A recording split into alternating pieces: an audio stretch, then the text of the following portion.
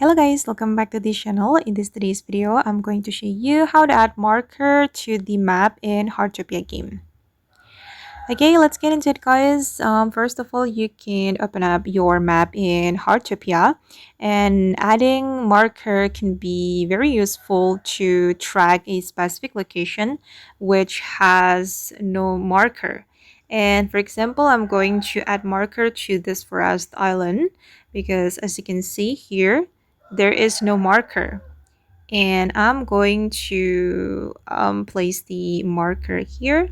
We can tap and hold on the location, and then you're going to select the color and select the shape and add the description. For me, I'm going to add this shape, and for the color I'm going to choose pink, and you can add the description. I'm going to add forest like this and click on save. And if you want to go to the location, you can select the marker and select track. So it will be easier and faster in finding the location.